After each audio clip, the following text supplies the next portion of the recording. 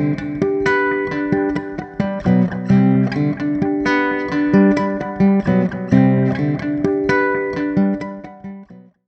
and welcome to Take 5 with Automation World.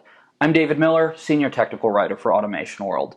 Today I'm going to be talking about the adoption of robotics and other forms of robotics among high-mix, low-volume manufacturers. And when I say high-mix, low-volume manufacturers, what I'm really talking about specifically is small job shops, usually contract manufacturers who staff between 10 to 15 people and who produce highly variable make-to-order products in small quantities.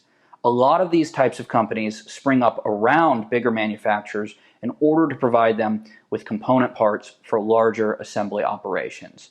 And typically, when we think of industrial automation, we have these bigger players such as automotive in mind. But big automotive plants and others like them are often supported by these smaller job shops who often don't join trade associations, don't do much networking, and as a result remain essentially invisible unless you're actively looking for them. So these companies also aren't usually as capable of straddling the high capex costs that have come with investing in automation in the past.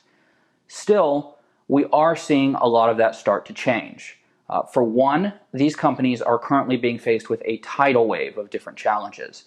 They're confronting unprecedented labor shortages. We have an estimated 600,000 machine operator jobs going unfilled in the next 10 years. And in addition, that tight labor market has raised labor cost, which places even further strain on them given that they're already suffering from shrinking profit margins. Not only that, but trends like mass customization and a consumer culture that is increasingly fixated on novelty means that shorter product runs are becoming more and more common.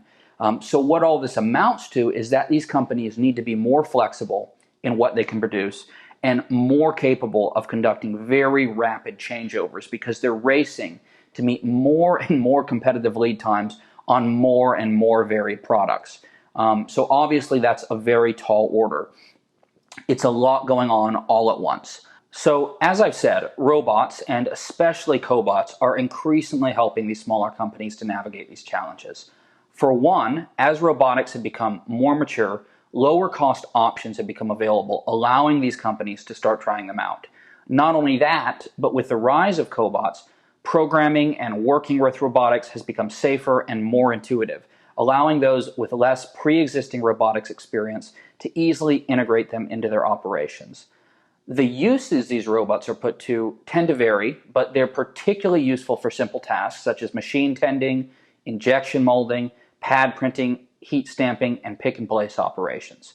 So with machine tending, for example, a cobot that can work in close conjunction with a human worker might work alongside a CNC machine, taking out materials, putting materials back in, and so on.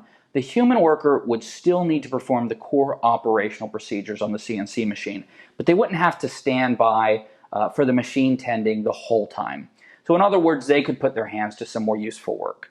And so as you can imagine, if each employee's time is being used more productively, less workers are needed. And labor shortages, as a result, are becoming easier to navigate. And the other thing we're seeing really is growth in automated, flexible feeding technologies, some of which involve robots working in conjunction with parts feeding machines. So typically, a standard feeding system would sort parts for handling by other machines by using vibration and gravity to move components. But they need to be configured very precisely for each individual part they move. Because of that, if changeover needs to occur, as we were discussing earlier, extensive reconfiguration and a lot of loss of throughput can occur as a result.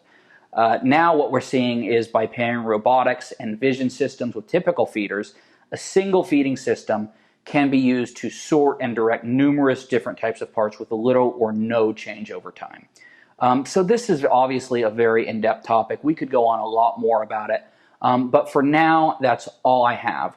If you're interested in hearing more about this or reading more about this, check out the links in the description below this video. And also remember to keep your eye on this space for more videos like this to come in the days ahead.